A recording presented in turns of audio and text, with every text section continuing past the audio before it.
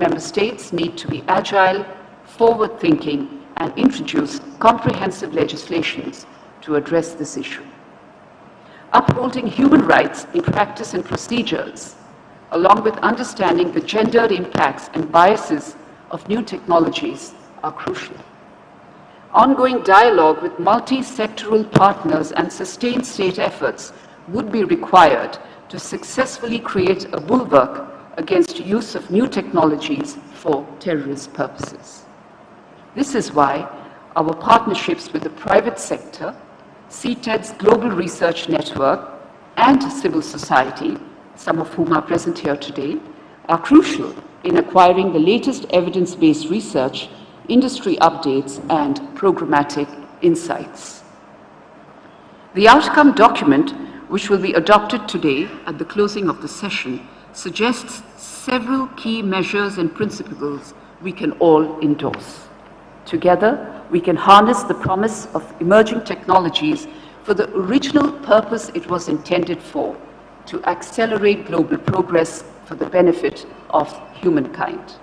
Let me conclude by saying that the threat of terrorism is grave and universal and continues to grow in several parts of the world, particularly in several parts of Africa and South Asia. Terrorism in any part of the world is a threat to the peace and security for the whole world. And therefore, it is important we reaffirm that all acts of terrorism are criminal and unjustifiable, regardless of motivation and wherever, whenever, and by whomsoever it is committed. Thank you. I am now pleased to invite Dr. Jaishankar, External Affairs Minister, Government of India, to deliver the keynote address. Sir, you have the floor.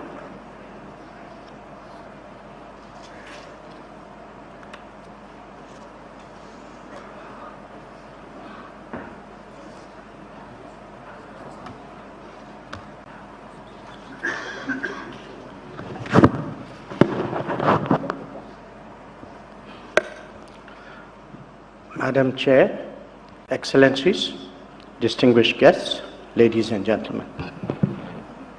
At the outset, let me extend a warm welcome to all of you who have traveled from every corner of the globe for making it convenient to attend the special meeting of the Counter-Terrorism Committee of the UN Security Council. This is the first time that the UN Security Council is holding a meeting in any format in India. That it is doing so when we are celebrating the 75th anniversary of our independence, the Azadi Ka Amrit Mahotsav, is especially noteworthy. I thank the members of the committee and the Counter-Terrorism Executive Directorate for their efforts in holding this special meeting in India. I would also like to acknowledge His Excellency Antonio Guterres, UN Secretary General, for his remarks that were read out just now by Ambassador. Your presence here in Delhi today for this special meeting of the CTC demonstrates the importance that the UNSC members, member states, and a wide range of stakeholders place on this critical and emerging facet of terrorism. That the Council is holding this special meeting of its Counter-Terrorism Committee in India is also a product of the fact that counter-terrorism has become one of the top priorities during our ongoing tenure in the Security Council. Terrorism remains one of the gravest threats to humanity. The UN Security Council, in the past 2 decades, has evolved an important architecture built primarily around the counter-terrorism sanctions regime to combat this menace. This has been very effective in putting those countries on notice that had turned terrorism into a state-funded enterprise. Despite this, the threat of terrorism is only growing and expanding, particularly in Asia and Africa, as successive reports of the 1267 Sanctions Committee monitoring reports have highlighted. The technological innovations and breakthroughs of the past 2 decades have been transformative in the way the world functions in every respect. These new emerging technologies, from virtual private networks and encrypted messaging services to blockchain and virtual currencies, offer a very promising future for a wide array of economic and social benefits for humankind. However, there is a flip side, especially where terrorism is concerned. These very technologies have also thrown up new challenges for governments and regulatory bodies due to their potential vulnerability for misuse by non-state actors, given the very nature of some of these technologies and the nascent regulatory environment. In recent years, terrorist groups, their ideological fellow travelers, particularly in open and liberal societies, and lone wolf attackers have significantly enhanced their capabilities by gaining access to these technologies. They use technology and money, and most importantly, the ethos of open societies to attack freedom, tolerance, and progress. Internet and social media platforms have turned into potent instruments in the toolkit of terrorists and militant groups for spreading propaganda, radicalization, and conspiracy theories aimed at destabilizing societies. Another add-on to the existing worries for governments around the world is the use of unmanned aerial systems by terrorist groups and organized criminal networks. Being a relatively low-cost option with an increasing ease of accessibility, misuse of these unmanned aerial platforms for nefarious purposes by terrorist groups, such as weapons and explosives delivery and targeted attacks, have become an imminent danger. They are therefore a challenge for security agencies worldwide. The possibilities of using weaponized drones for terrorist purposes against strategic infrastructure and commercial assets call for serious attention by member states. Our own experience of the 2008 Mumbai attacks, and you will all recall the briefing yesterday, our experience showed us how a benign technology of Voice over Internet Protocol, VoIP, could be used for organizing and directing such a barbaric terrorist attack from beyond our borders. More recently, these terrorist groups have been using unmanned aerial platforms such as drones and quadcopters for cross-border trafficking of drugs and arms and for carrying out terrorist attacks. And such risks are not limited to India. In Africa, drones have been used by terrorist groups to monitor movements of security forces and even of UN peacekeepers, making them vulnerable to terrorist attacks. A few months ago, terrorists launched cross-border drone attacks on the UAE and Saudi Arabia, targeting civilians and civilian infrastructure, which led to loss of lives and injuries, including to Indian nationals there.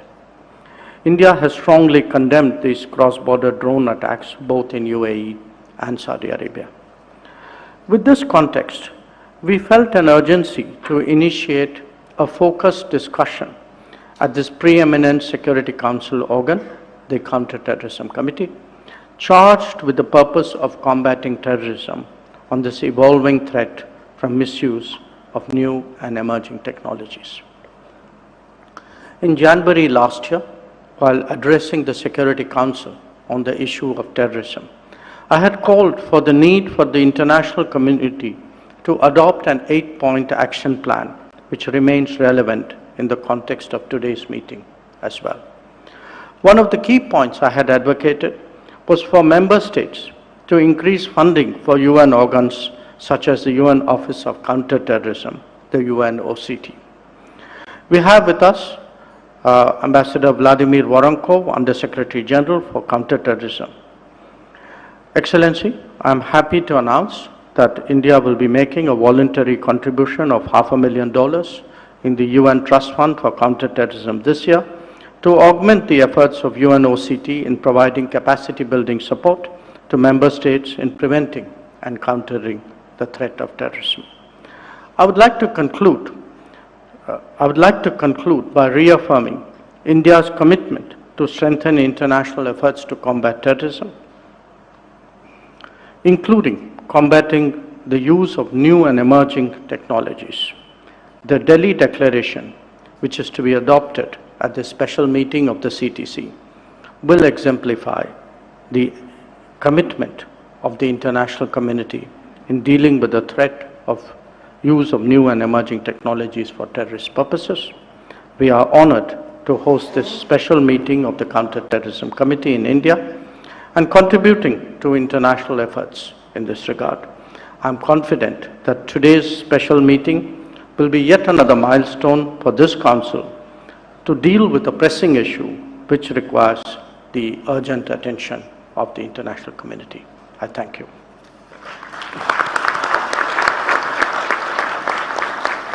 I thank His Excellency Dr. Jaishankar for his remarks, and I am pleased to invite His Excellency Mr. Michael Moussa Adamo, Minister of Foreign Affairs of the Republic of Gabon, to deliver his opening remarks. Excellency, you have the floor.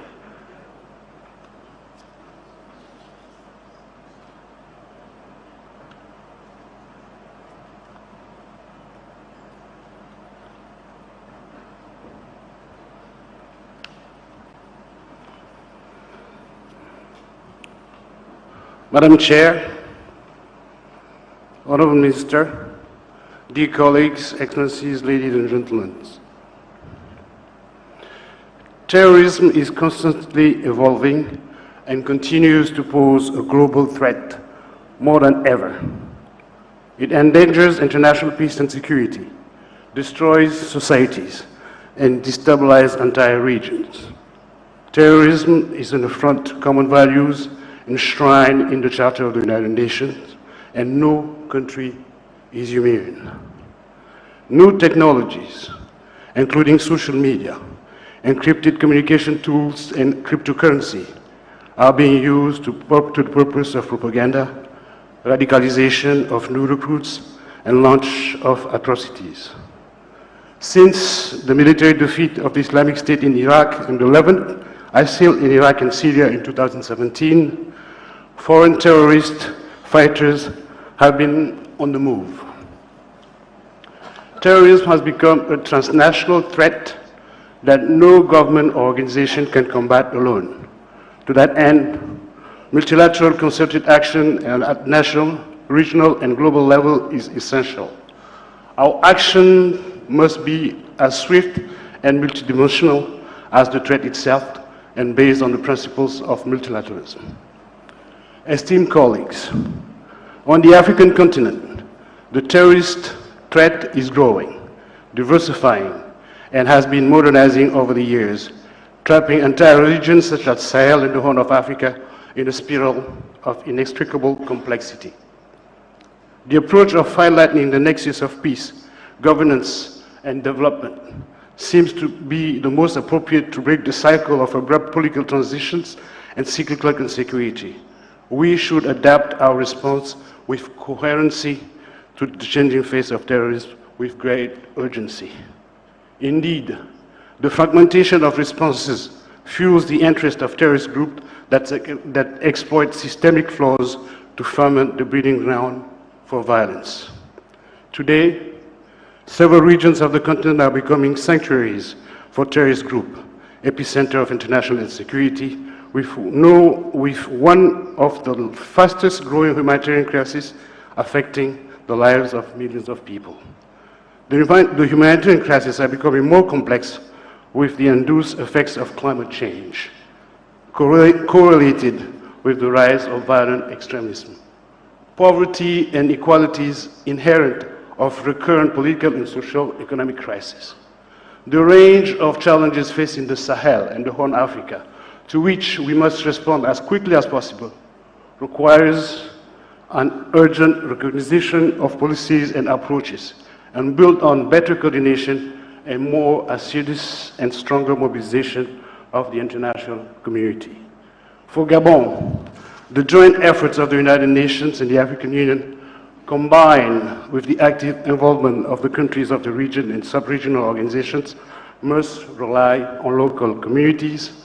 They are the ones who suffer on a daily basis of the assault of terrorism groups.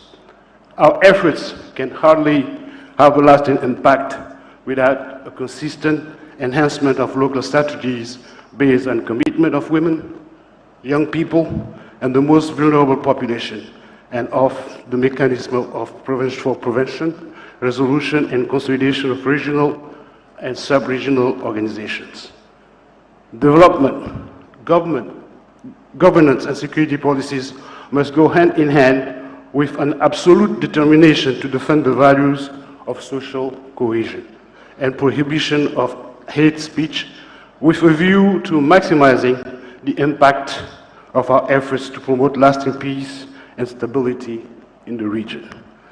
Addressing these underlying causes of crisis means overcoming ignorance through quality education and addressing the lack of basic services and infrastructure to lift younger generation out of violent extremism. The commitment of the international community in fragile region must be commensurated with the threat scale. Indeed, it only takes one weak link for the entire chain of collective security to be shaken. Therefore, it is crucial for the international community to support the efforts of fragile states in the fight against terrorism with adequate logistical and material means, while acting decisively to emaciate the sources of financing of terrorist groups, which, with inter alia, profit from the illicit trafficking of natural resources in order to restrict their ability to feed themselves and their abominable activities. Gabon will welcome and support the document that will be adopted at the end of this session.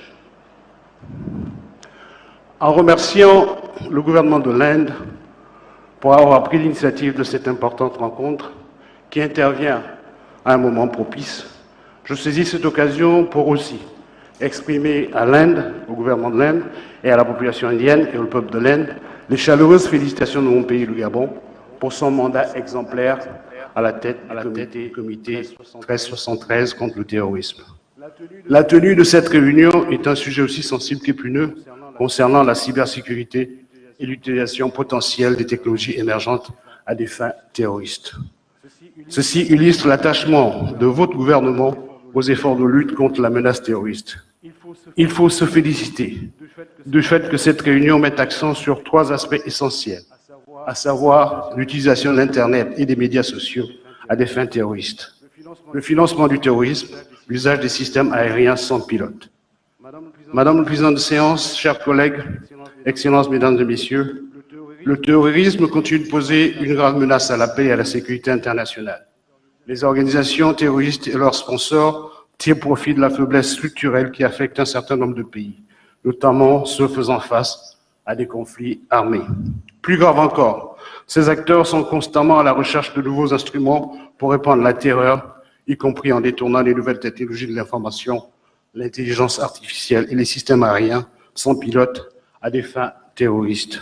Cette situation pose un défi majeur à la communauté internationale, défi que nous devons tous relever sans tarder, tout en célébrant l'avènement des nouvelles technologies à de pointe, susceptibles de transformer la vie des populations, y compris dans les pays en développement. Notre monde aujourd'hui fait face au risque grandissant que ces nouveaux instruments qui sont le fruit du génie humain tombent entre les mains des groupes terroristes et organisations criminelles pour semer plus de violence et de désolation à nos communautés. Excellences, Mesdames et Messieurs, les actes terroristes perpétrés par des organisations telles que Al-Shabaab et Daesh ne sont pas seulement une atteinte à la vie et à la dignité humaine, mais ils constituent aussi et surtout une négation de la civilisation et ne sauraient donc être justifiés. Aucune cause, aucune idéologie, aucune religion ne peut servir de prétexte aux atrocités perpétrées par des groupes terroristes à travers le monde. Ce qui est frappant, c'est la capacité de ces mouvances à rester actives et à se renouveler, y compris par leur attitude à mobiliser des considérables sommes d'argent par des réseaux criminels, ce qui leur permet de recruter et de se propager en ayant pour cible principale la jeunesse désœuvrée. Une lutte efficace contre ce fléau exige donc une approche holistique, un traitement approprié des défis qui se posent, y compris sur le plan socio-économique. C'est ici le lieu de se féliciter des efforts remarquablement déployés par l'architecture des Nations Unies dans le cadre de la stratégie antiterroriste mondiale, y compris les comités de sanctions contre les groupes terroristes et extrémistes violents et les personnes et entités associées. Il nous faudra en outre renforcer le cadre normatif par une adhésion plus forte aux instruments déjà en vigueur, y compris la Convention de Budapest, mais également en accélérant nos délibérations en vue d'une convention globale contre le terrorisme. Mesdames et messieurs, c'est dans cet effort, nous ne ferons l'économie d'aucun moyen. Nous devons veiller scrupuleusement à une adéquation de notre réponse avec le droit international et les droits de l'homme, conformément aux résolutions 1624 de 2005 et 2617 de 2022. Face aux défis posés par l'émergence de nouvelles technologies, le Gabon, mon pays, appelle de tous ses vœux le renforcement des capacités des pays en voie de développement, notamment par la formation des cadres et l'apprentissage constant pour les préparer à être à l'avant-garde des technologies de pointe et de déjouer les velléités violentes des organisations terroristes. Il est absolument vital que les pays en développement puissent bénéficier d'une assistance technique qui tienne compte des besoins spécifiques et des menaces identifiées à l'échelle nationale et sous-régionale. Un accent particulier doit être mis sur la coopération internationale, notamment le partage de l'information et l'échange des renseignements entre les services de l'État et le secteur privé, y compris les entreprises du secteur informatique, les sociétés de transport maritime et les compagnies aériennes. J'aimerais conclure mon propos, insister sur 2 points cardinaux. D'abord, que le terrorisme ne doit et ne devrait être associé à aucune religion ou culture, ethnie ou civilisation. Ensuite, rappeler que notre action commune contre le terrorisme doit être en phase avec nos engagements en matière de respect des droits de l'homme, de la lutte contre la pauvreté, en accordant une attention toute particulière aux causes et à ces causes profondes, en mettant un accent particulier à l'éducation des jeunes et à l'amélioration des conditions de vie des populations les plus vulnérables. C'est dans cet esprit que le Gabon, mon pays, s'engage à appuyer la déclaration qui sera adoptée à l'issue de cette réunion spéciale. And I thank you for your kind and generous attention. Thank you. I thank His Excellency, Mr. Michael Musa Adamo, for his remarks, and I am now pleased to invite Her Excellency, Ms. Shirley Ayoka Bochwe, Minister for Foreign Affairs and Regional Integration of Ghana, to deliver her opening remarks. Madam Minister, you have the floor.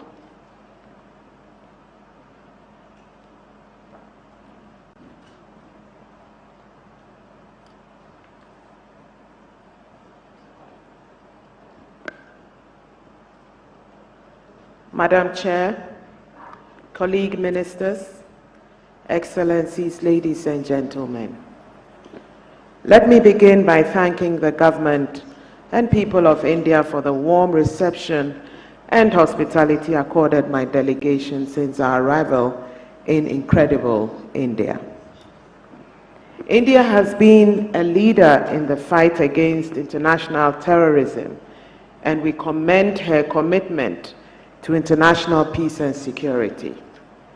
In this connection, we wish to thank the Government of India and the Counter-Terrorism Executive Directorate, CTED, for organizing this special meeting on countering the use of new and emerging technologies for terrorist purposes.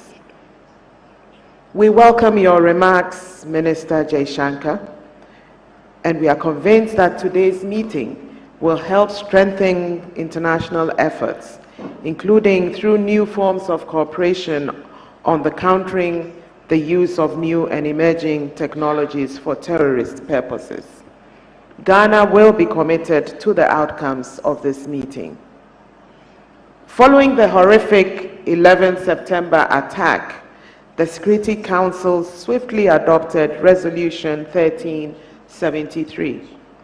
The resolution signaled the unity of the international community for the fight against terrorism. The subsequent establishment of the Counter-Terrorism Committee of the Security Council and the adoption of several resolutions and conventions on the subject showed the common commitment to combat terrorism in all its forms and manifestations. Despite international and regional efforts to fight the menace of terrorism, however, we have seen in recent years a growing trend in terrorist activity and expansion through franchising across regions and an attendant increase in violence and control of territory. These, together with changing, protracted, and complex nature of terrorism and the absence of any mechanism in the Security Council to deal with terrorist groups, pose dire consequences for international peace and security. In Africa, the threat situation has undergone significant evolution, culminating in the emergence of terrorism and violent extremism as the most threat undermining our peace, stability, and territorial integrity of many of our member states.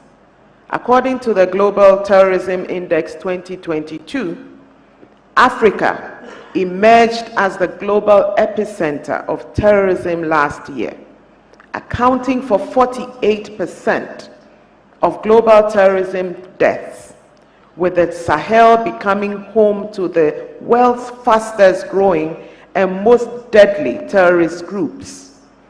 There is no doubt about the consequential impact of this development on our lives, our livelihoods, and our ability to realize the Sustainable Development Goals.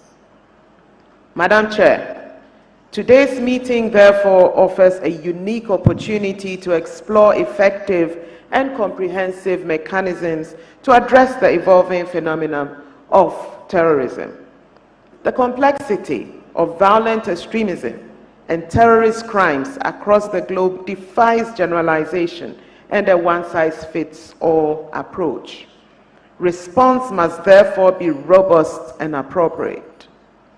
Against this backdrop, I wish to highlight the following points from my government's point of view. First, in the light of the emerging trends and technologies being leveraged for terrorist purposes, it is imperative to adopt tailored measures to counter terrorism financing. Terrorist financing is essential to the operations of terrorist organizations, to maintain their networks, to recruit, and to acquire and supply arms and the new technologies. We must find ways to dry up external and internal financing of terrorists, including curtailing the increasing use of cryptocurrency, which is becoming a choice for financing terrorist activities. This requires, among others, genuine partnerships with regional institutions such as the Intergovernmental Action Group Against Money Laundering in West Africa. We must equally pay attention to the growing link between terrorists on land and pirates at sea, particularly in the Gulf of Guinea, as we work collaboratively to dry up their sources of funding and check any expansion of their operations. In this regard, we call for effective implementation of Resolution 2634 on maritime security in the Gulf of Guinea. Second, the unprecedented innovation in technologies and the challenges in regulation, licensing, and export controls have increased the ability of non-state actors and malign forces to secure products, including on the open market, and weaponize them. There's growing evidence of drones being weaponized by violent extremists and terrorist groups for surveillance as part of their intelligence and reconnaissance operations, or as explosive devices, as in the case of the attacks on Abu Dhabi. We need both global cooperation and national actions to thwart the acquisition of such technologies and their components by individuals or groups for terrorist purposes. Third, we are equally concerned about the growing misuse of the internet and social media by terrorists. While many of the benefits of internet and social media are obvious, it is being used by terrorist groups, especially in the dark net, to facilitate communication within terrorist groups, transmit material support, planned acts of terrorism for recruitment purposes, financing, propaganda, training and incitement to commit acts of terrorism. We should therefore seize the opportunity provided in the ongoing negotiations to elaborate a global convention on countering the use of ICT for criminal purposes. Excellencies, in conclusion, Ghana urges action to ensure that states have access to all available tools for counterterrorism while effectively denying terrorists the means to threaten global peace and security with emerging technologies. We are determined to support the efforts of the Counterterrorism Committee of the United Nations accordingly. Thank you for your attention. I thank Her Excellency Ms. Shirley Ayoka Botchway for her remarks, and I now invite His Excellency Mr. James Cleverly, Secretary of State for Foreign, Commonwealth and Development Affairs of the United Kingdom, to deliver his remarks. Excellency, you have the floor.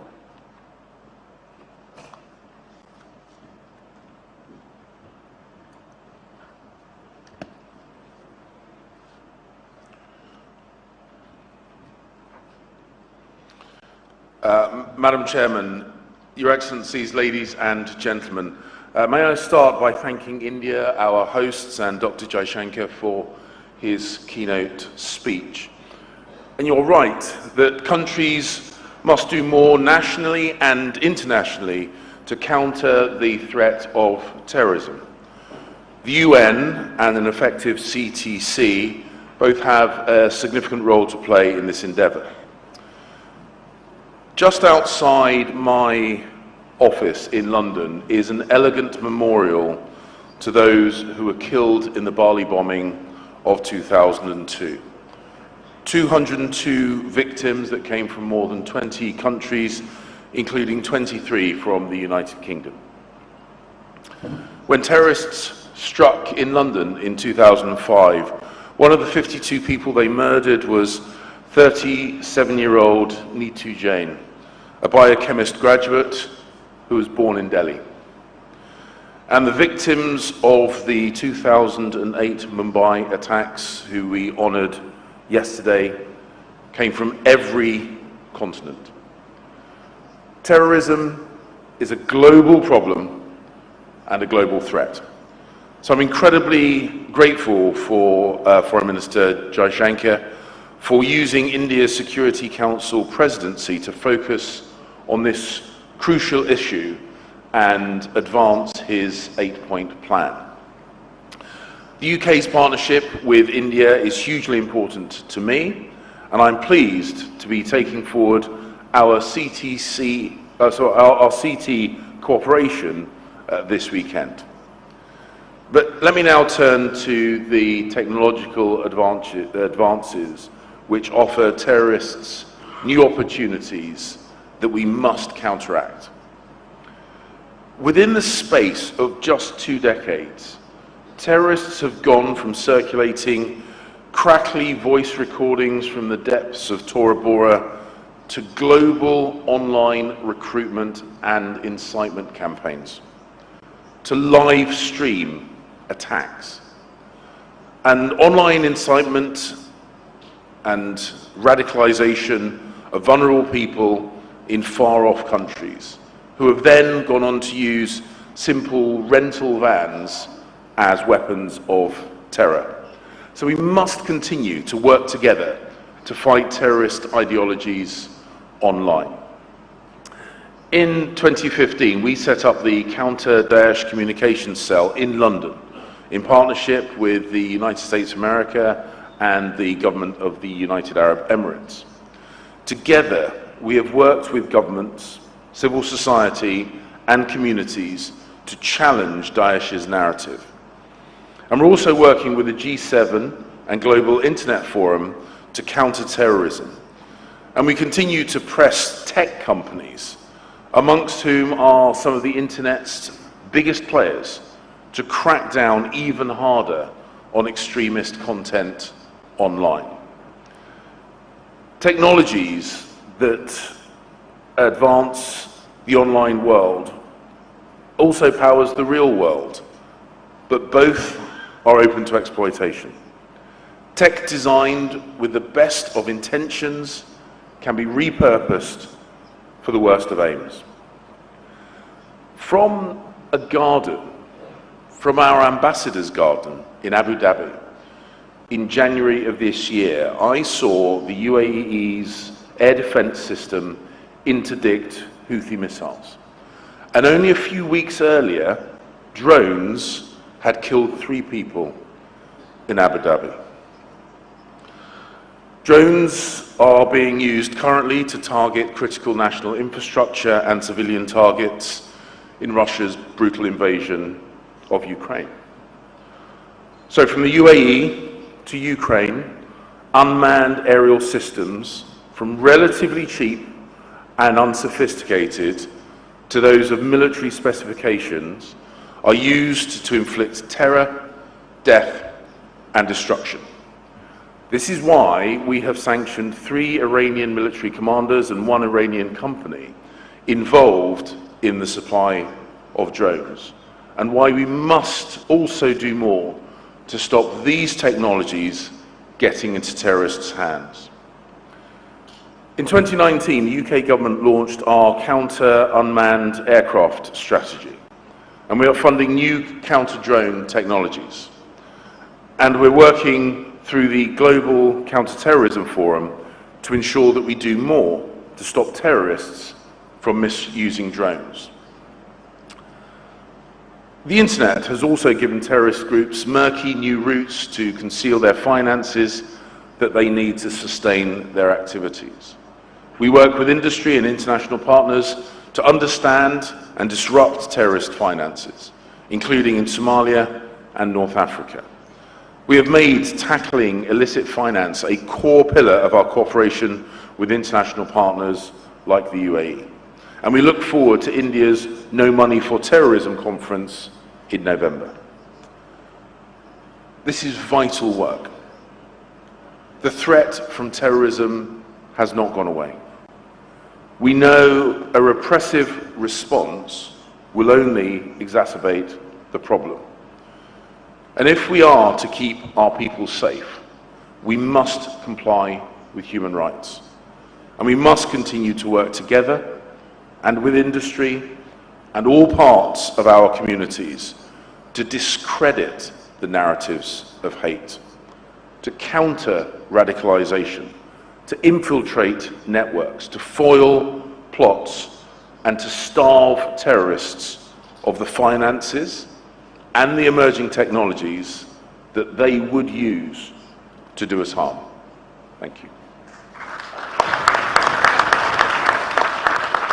I thank His Excellency, Mr. James Cleverly, for his remarks. I'm pleased to invite Her Excellency, Ms. Reem Ibrahim Al-Hashimi, Minister of State for International Cooperation of the United Arab Emirates, to deliver her remarks. Excellency, you have the floor.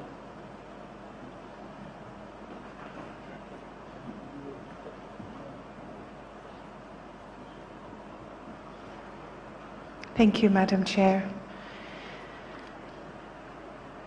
At the outset, the UAE would like to begin by thanking India in her capacity as the current chair of the Counterterrorism Committee and Minister Jaishankar for organizing and hosting us for this very special meeting. We deeply value your leadership on counterterrorism at the UN Security Council and beyond, and as the next chair of the Counterterrorism Committee in 2023, the UAE looks forward to building on your achievements. I'd also like to begin by paying tribute to all the victims and the survivors of terrorism.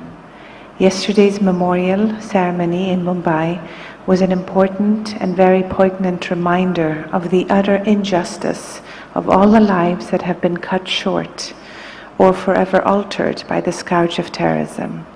We owe it to all those victims to galvanize our efforts and improve international responses and end this global threat.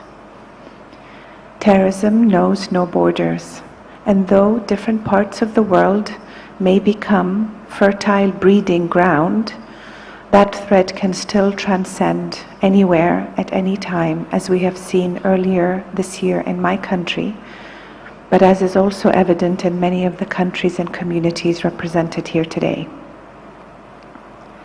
New technologies can bolster efforts in areas ranging from the countering of terrorism to the development of early warning systems and predictive analysis, and the strengthening of surveillance capabilities. New technologies are also today involved in the delivery of humanitarian assistance. And as we've heard earlier, sometimes positive intent can actually be manipulated. How to stay ahead of these threats requires us to embrace innovation, but also be very open to new and different approaches and perspectives. And so let me take you on an imaginary journey into the near future. It's 2027, 5 years from now, and in a very heavily populated area, people are going about their daily lives, buying groceries at an open-air market, until they hear the buzzing noises and look up, and there's a swarm of 50 small drones appearing in the sky, several explosions, and more than 60 people killed in a matter of minutes. Among these victims are government officials who were meeting leaders of the local community, and the drones were equipped with cameras and facial recognition technology. These explosions not only killed those targets, but also indiscriminately killed many bystanders, men, women, and children alike. The terrorists weaponized the drone swarm with improvised explosive devices and were directing it from somewhere abroad using a smartphone. Everything that you needed for this attack was commercially available online. This scenario may seem like it's far-fetched, but it's actually alarmingly close to becoming a reality. Ongoing advancements in digital technologies are multiplying the possibilities of what devices like drones are able to do. One thing is clear: our existing regulatory systems and our policy discussions are not advancing at the same pace or at the same ambition as these threats that we all face. Technology is becoming a force multiplier of terrorism on our watch. Let me briefly touch on 3 issues that will be addressed during the special meeting and that are very pertinent in the minds of the United Arab Emirates leadership. First, terrorist groups are exploiting advances in commercial drone technology to carry out deadlier and stealthier attacks. Drones can now fly faster, travel further, carry larger payloads, and leverage artificial intelligence and other tools to operate without manual control. Advanced drone technology enhances the capacity of terrorists to conduct reconnaissance and target civilians with devastating attacks, including across state borders, while the projection of sophisticated capabilities is exploited for propaganda, very sophisticated propaganda, and recruitment purposes. This is a cross-regional challenge from Al-Shabaab in East Africa to Daesh and the Houthi terrorist group in the Middle East. It is urgent that we catch up to the reality of their deployment, including all transnational threats, and address these issues head-on.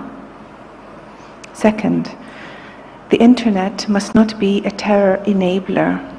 We've been having this discussion for years. Aren't you tired of these discussions? Despite the efforts of technology companies in developing detection tools based on artificial intelligence and human moderation, these are simply not enough.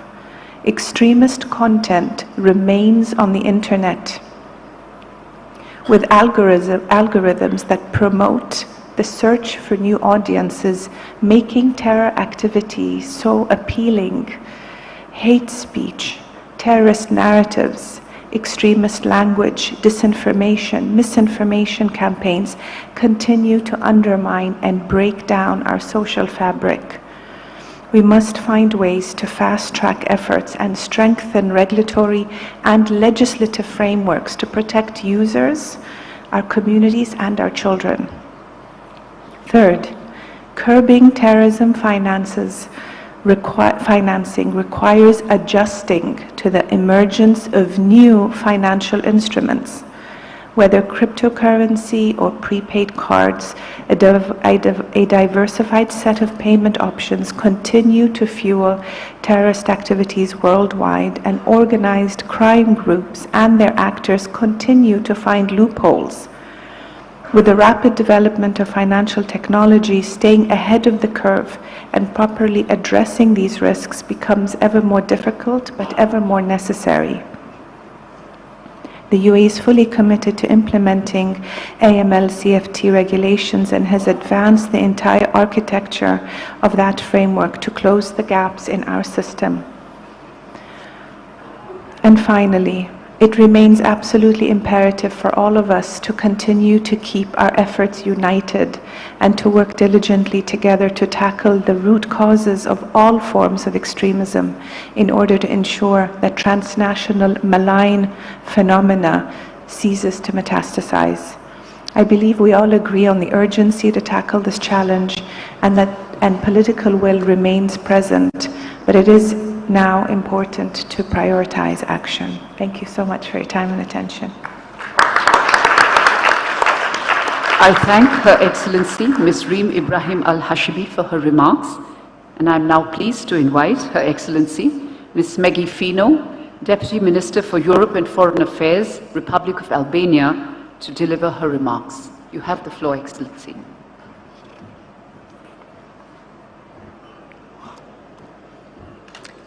Thank you, Madam Chair, Excellencies, ladies and gentlemen.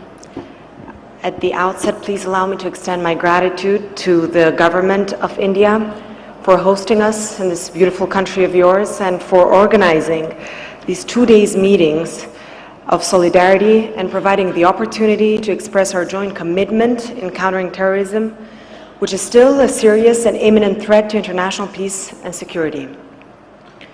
Please also allow me to pay tribute to the victims of the Mumbai terror attacks and to all the victims of terrorism all over the world and express my deepest condolences to their families. As was mentioned these past 2 days and remains very much true, their suffering must not be forgotten. Dear colleagues, in the same vein, I would like to provide you with some brief information on what we have done in my country, in Albania, as we have focused on countering violent extremism, preventing recruitment and radicalization that leads to terrorism as a vital investment to peace and security. As an active participant of the global coalition to defeat Daesh ISIS, the Albanian government has taken concrete steps to build the legal framework and operational capacity to prevent and combat terrorism and the phenomenon of foreign terrorist fighters. Our policy is guided by the respect for human rights, effective law enforcement, and full international cooperation. Although in the country we have not experienced terrorist acts, it's important to note what was mentioned yesterday in the remarks by the victims and their families, but also reiterated today, that terrorism can happen to anyone, anywhere, as it knows no borders. That is why this requires joint action. In Albania, we have faced the phenomenon of foreign terrorist fighters, citizens going to conflict areas, at times even with their families, women and children, facing the horrors of war there. Repatriation has come to the forefront of the discussion, and in particular, ways on how to address repatriation in compliance with international standards and obligations. For that reason, we fully support international efforts that ensure prosecution of the FTFs, the protection, repatriation, rehabilitation, and reintegration of their family members, especially women and children. Let's not forget, many of them are victims of terrorism themselves, misled by a violent ideology and fed by illiteracy.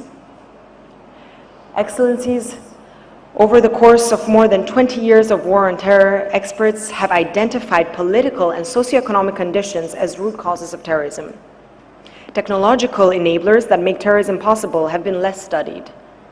This meeting serves to reflect on recent developments and the latest evidence-based studies regarding the threats posed by the use of new technologies for terrorist purposes. Regrettably, violent extremists and terrorist groups use communication technologies to mobilize resources, train, radicalize, and recruit others to join their networks, in particular, youth. Some have become extremely skillful in exploiting the internet, video editing, social media, and other communication tools and means. We should not restrict our focus to countering the malicious uses of new technologies by terrorist organizations, but we must also learn how to use these technologies proactively. By doing so, the aim is to prevent the movement of terrorists, build capacities, and encourage good practices in information sharing.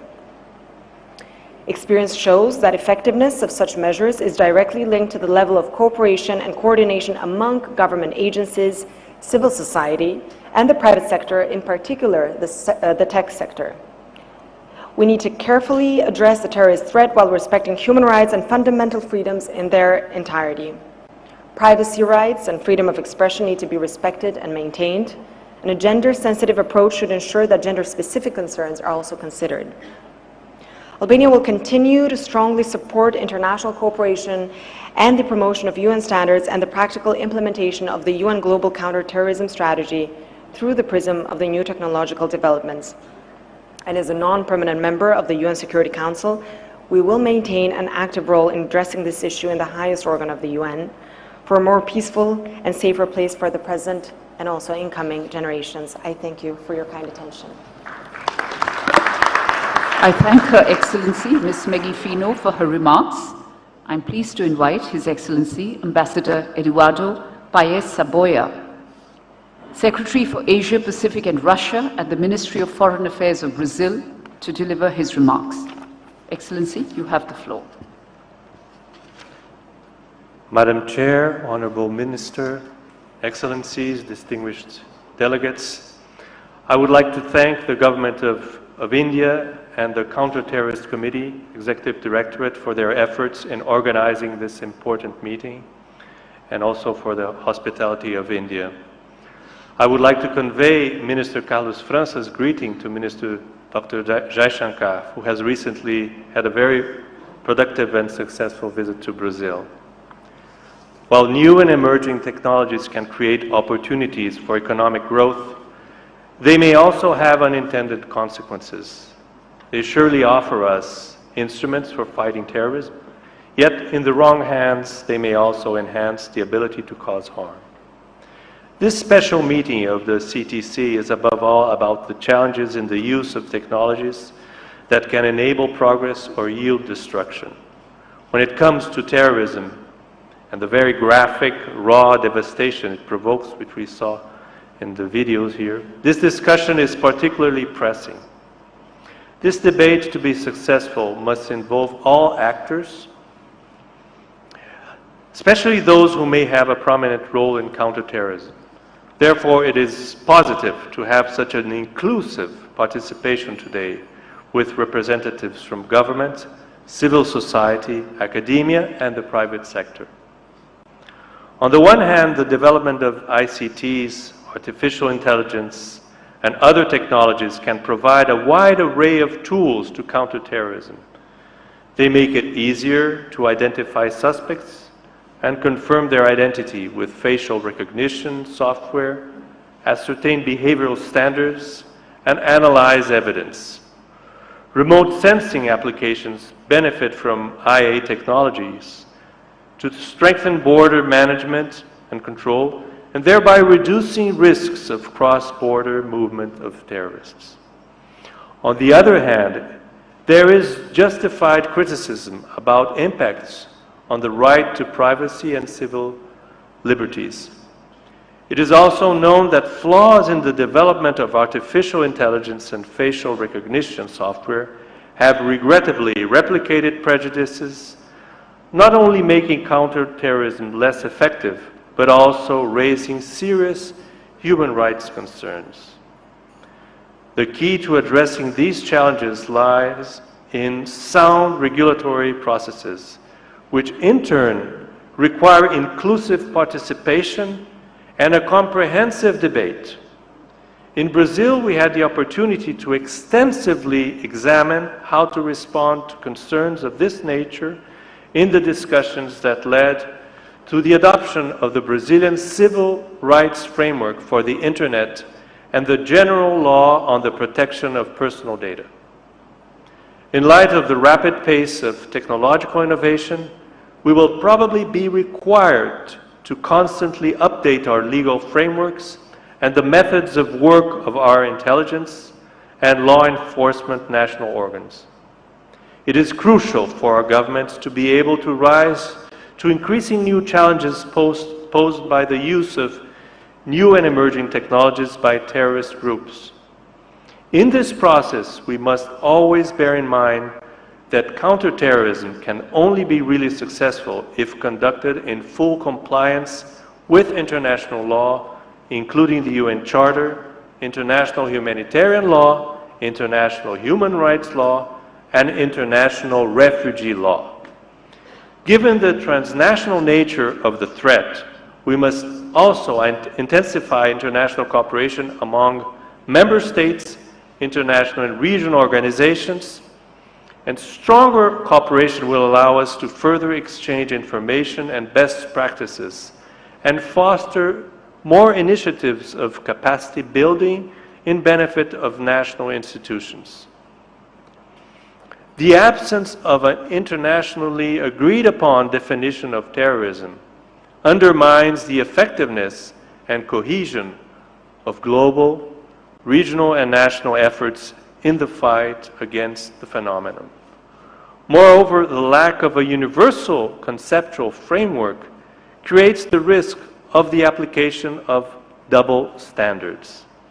Therefore, we should continue to aim at the adoption of a comprehensive convention on international terrorism. The repudiation of terrorism is a principle enshrined in the Brazilian Constitution. Terrorism is unacceptable in all its forms and manifestations.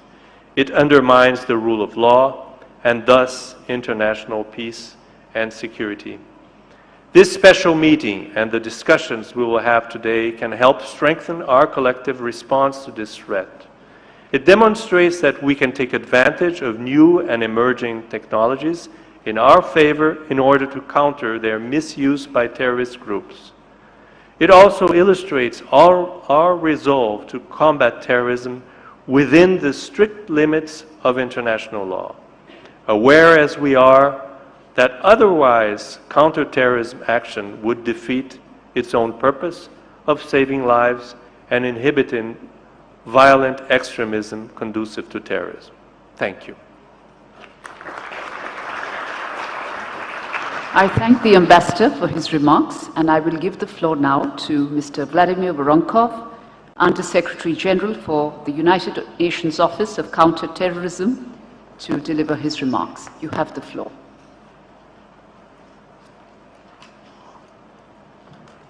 Thank you, Madam Chair.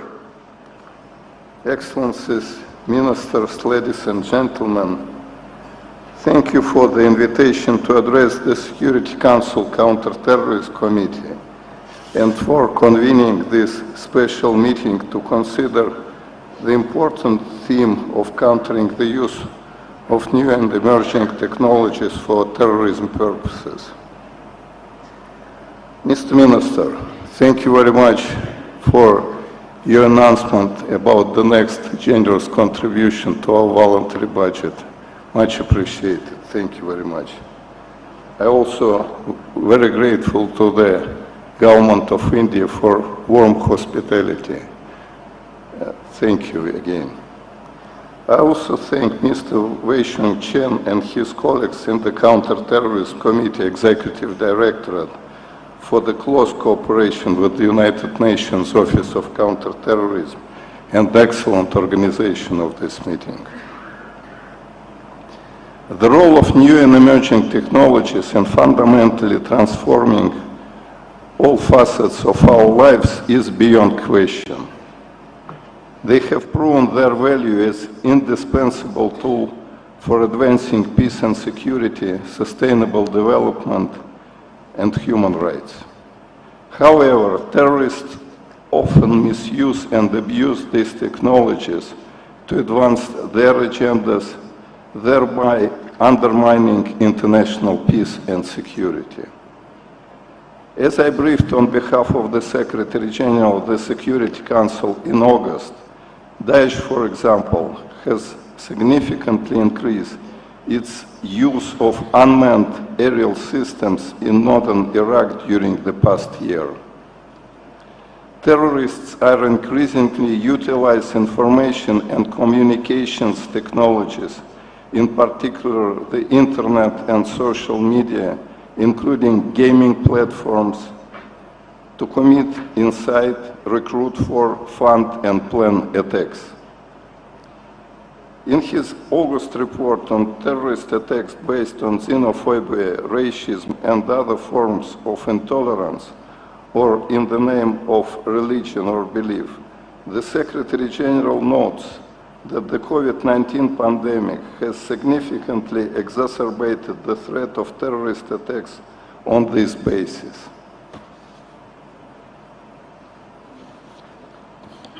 This is due to the exploitation by terrorists and other groups of increased online presence and social isolation to grow and diversify their support base, radicalize and recruit new members, as well as expand their reach and influence. As new technologies emerge and become more widely available, member states are confronted with the urgent need to address the multiple and complex challenges they pose. This includes identifying, monitoring, investigating, and prosecuting terrorist activities involving the use of new technologies, as well as tackling terrorist propaganda and online incitement, taken into account the context of different applicable legal frameworks. In all of this, we must consider the broad human rights implications of the use of new technologies in countering terrorism activities. This includes ensuring that counter-terrorism measures are fully compliant with the right to privacy, data protection, freedom of opinion and expression, freedom of association, as well as freedom of religion or belief. Madam Chair, Excellencies, my office works with its partners, including through the United Nations Global Counterterrorism Coordination Compact, to support member states to leverage new technologies for counterterrorism, while also addressing the risks posed by their misuse for terrorist purposes. We do so in three different ways. First, by offering technological solutions such as Go travel software to identify, detect, intercept, and prevent the travel of terrorists and other serious criminals. We are also exploring the development of Go Fintel software to counter the financing of terrorism. These tools support member states to better adapt and respond to the complex challenges of data collection, analysis, and dissemination in counterterrorism. Second, by enhancing the capacities of requesting member states on the application of new technologies for counterterrorism. As a part of these efforts, we provide capacity building support on the use of unmanned aerial systems for monitoring and surveillance, cybersecurity, as well as digital data collection and digital forensics for investigations, prosecution, and adjudication of terrorist offenses. And third, by building upon a vast network of partners to exchange views and promote innovative solutions on responsible use of technologies. In this context, I can mention the second Counterterrorism Week, which my office hosted at the United Nations headquarters in June 2021, which addressed the transformative role of new technologies in countering terrorism, a theme that also featured prominently in the latest 7th review of the United Nations Global Counterterrorist Strategy. Building partnerships for the responsible use of technology also involves producing joint research to inform and shape debates on the use of technology in countering terrorism. Examples of these efforts include 2 reports produced jointly by the United Nations Interregional Crime and Justice Research Institute and my office on the malicious use of artificial intelligence for terrorist purposes and the opportunities that this technology provides in countering terrorism. Furthermore, our partnership with the International Police Criminal Organization resulted in the production of a handbook for law enforcement on the use of the internet and social media for counterterrorism investigations. Moving forward, my office will continue to work with its United Nations and other partners to advance the Secretary General's vision in his report, Our Common Agenda, to address the risks posed by new technologies to peace and security and use its potential for common good. Madam Chair, Excellencies, the growing availability of new and emerging technologies and their increasing and evolving use by terrorist groups result in significant challenges for member states. We must work together with all relevant stakeholders, including governments, local actors, academia, civil society, the private sector, to address and mitigate those risks, while harnessing our capabilities to use such technologies to counter the spread of terrorism and violent extremism conducive to terrorism. I am confident that this special meeting of the Counter-Terrorism Committee, as well as the forthcoming 8th review of the United Nations Global Counter-Terrorist Strategy, will provide further directions in this regard. UNOST will continue to work closely with the Security Council Counter-Terrorism Committee and member states to promote the coordinated, human rights compliant and gender-sensitive use of new and emerging technologies to prevent and counter terrorism. I thank you. I thank USG Voronkov for his remarks and overview, and we now will view a video recording from Under-Secretary General Amandeep Singh Gill, the United Nations Secretary General's Envoy on Technology. May we have the video, please? Good afternoon. It's a pleasure to participate in the special meeting of the Counter-Terrorism Committee Executive Directorate on countering the use of new and emerging technologies for terrorism. I want to take a moment to remember the victims of the terrorist attacks in Mumbai in November 2008. Their memory inspires us, encourages us to be even more vigilant and more focused on countering terrorism. At the Office of the Envoy on Technology, we are taking a holistic look at digital technologies, both the dark side as well as the opportunities. While we are primarily focused on digital technologies, their intersection with other types of technologies is important as well. We are focused on the problem of governance of these technologies, where there is fragmentation of national efforts and efforts across the public and the private sector. We are focused on the opportunity for advancing the SDGs by leveraging the digital transformation. And of course, we are focused on coherence within the UN system. On the issue of counterterrorism, the Office of the Envoy on Technology has a supporting role, because this issue is ably handled by our colleagues from the CTED and the Office of Counterterrorism. There are important linkages in some of the themes and approaches that OSET works on, which might be of interest to member states and other stakeholders and might resonate in this discussion. Let me just address a few. Firstly, why the issue of terrorism is important because human lives matter. And if human lives matter, human rights are critical as well. And in particular, the question of how human rights frameworks apply online with regard to balancing freedom of expression, freedom of speech, with protection of individuals from violent crimes and terrorism. The role and responsibility of private companies and digital platforms is critical in this regard. And we need to ensure that there is greater accountability, there is greater transparency, and there is greater collaboration across the public and the private space in upholding human rights and in countering terrorism and the promotion of violence online.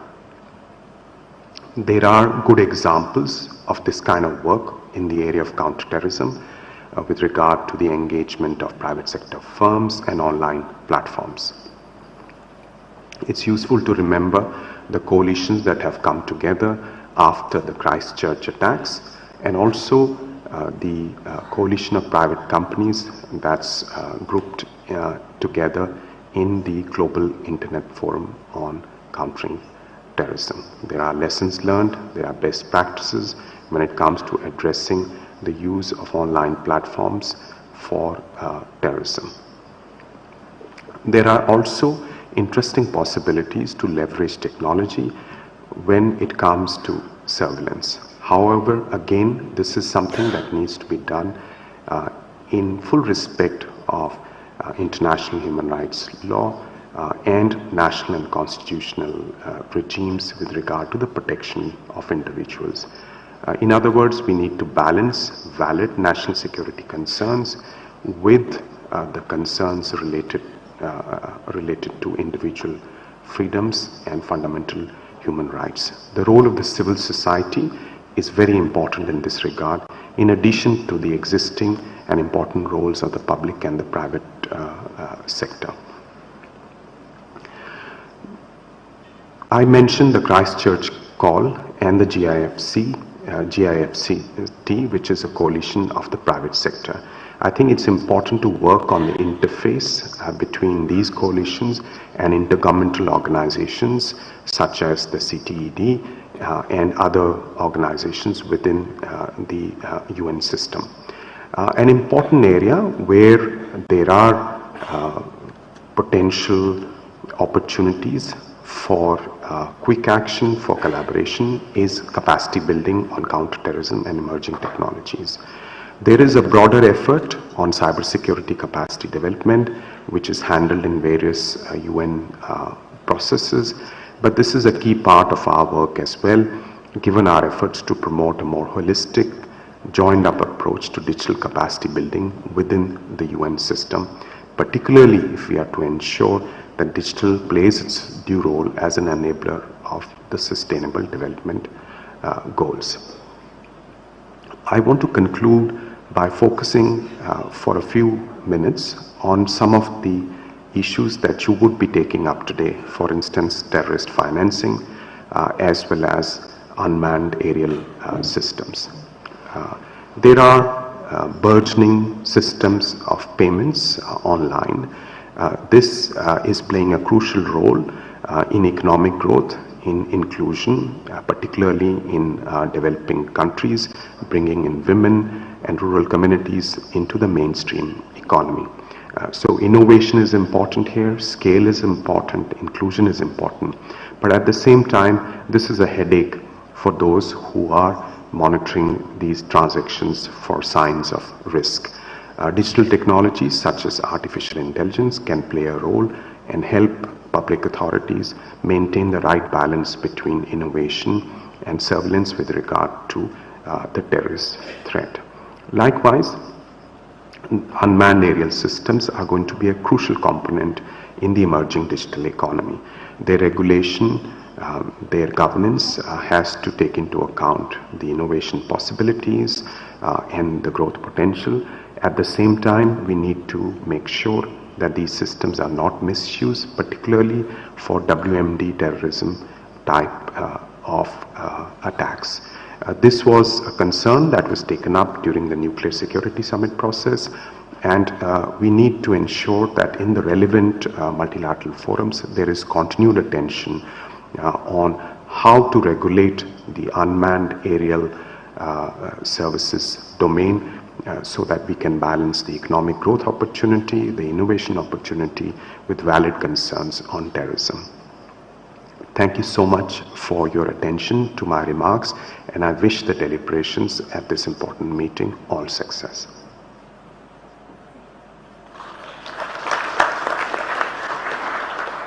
I thank the Under-Secretary General for his remarks, and I now have the pleasure to give the floor to Mr.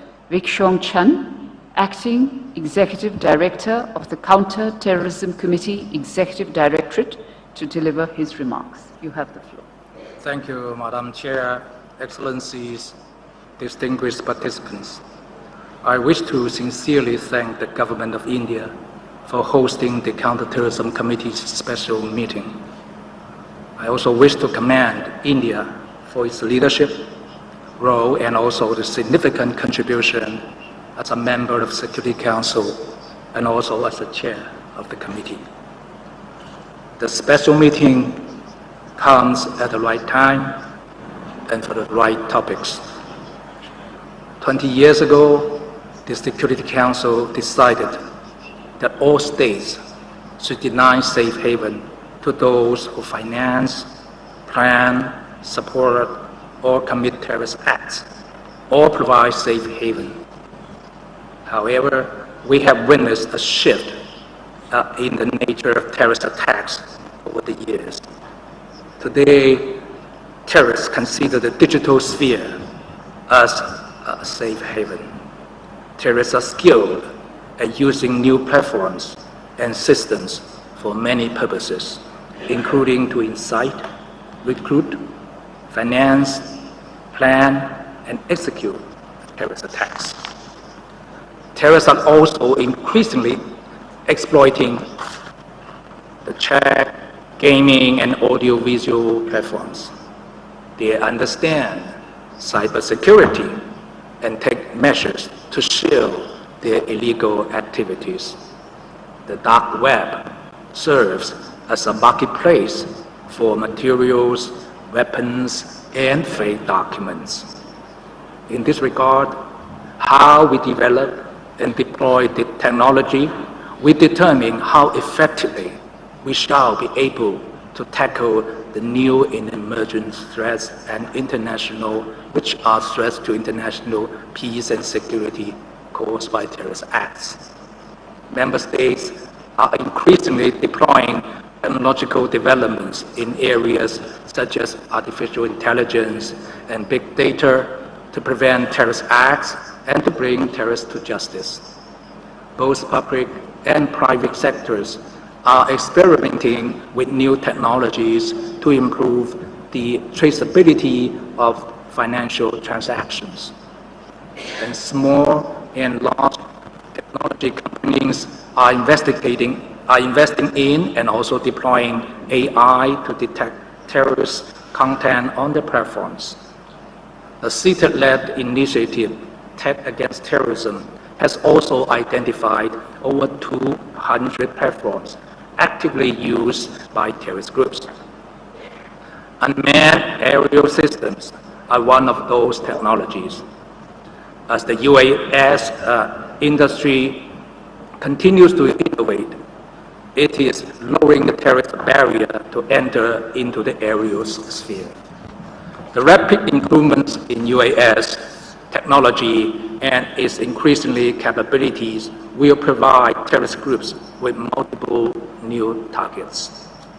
Critical infrastructure, open public spaces, or the other so-called soft targets are uniquely vulnerable to attack. Excellencies, distinguished participants, the global financial technology sector is another growing concern at the exploitation of new financial technology for terrorist purposes. Terrorists and terrorist groups fundraise through crowdfunding platforms and appeals on social media, move and store funds through mobile payment systems, online exchanges, and wallets or privacy coins. Virtual assets, along with other emerging financial technologies, may be vulnerable to abuse by terrorist financiers.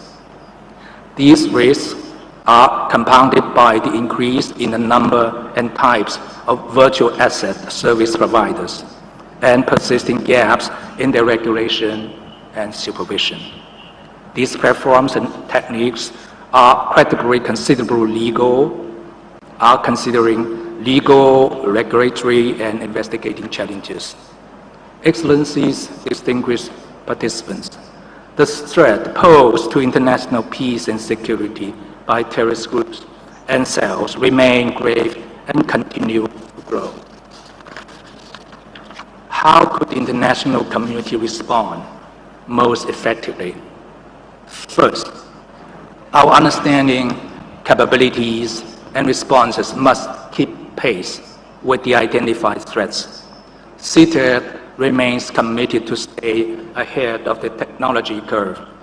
We have and will continue to support the Security Council and the Counterterrorism Committee in addressing emerging ICT challenges in the context of maintaining international peace and security and in counterterrorism. Strengthen our own assessment work, analysis, and technical expertise and guidance.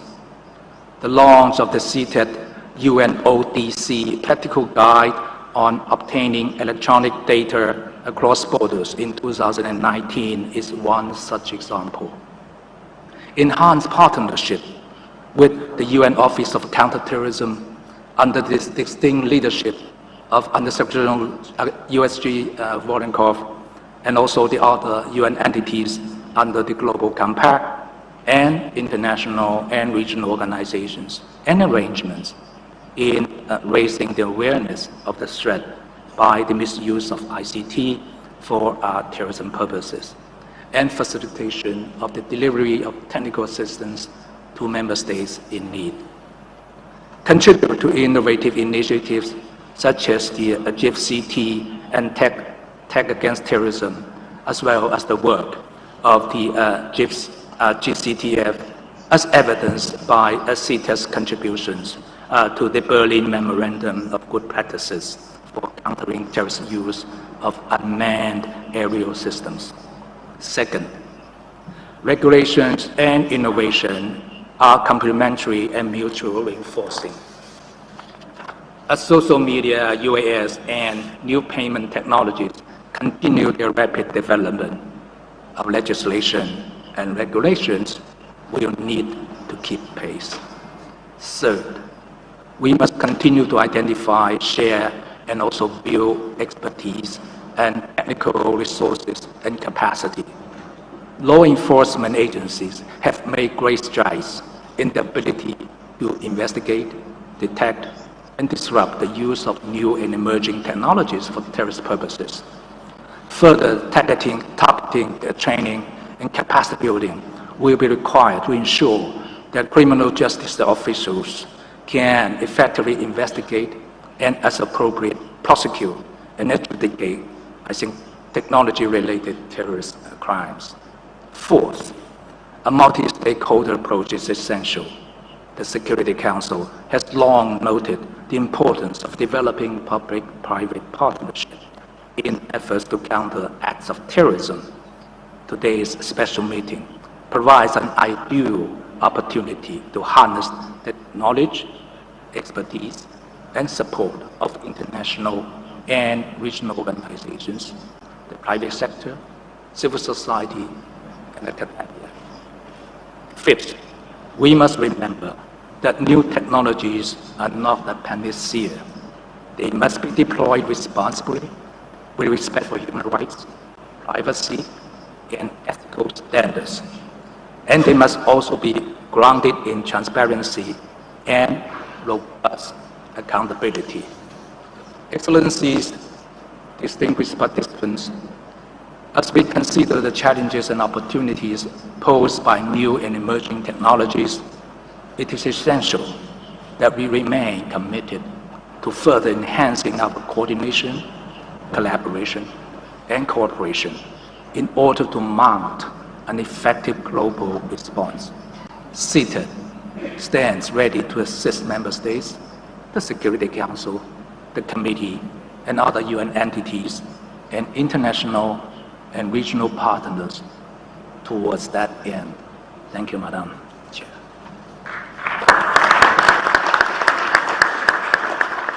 I thank Mr. Chand for his remarks. This concludes the opening plenary segment of today's meeting. I would now like to pause for a few minutes and invite all the dignitaries who spoke at the opening session for a photograph before going on to our next agenda item.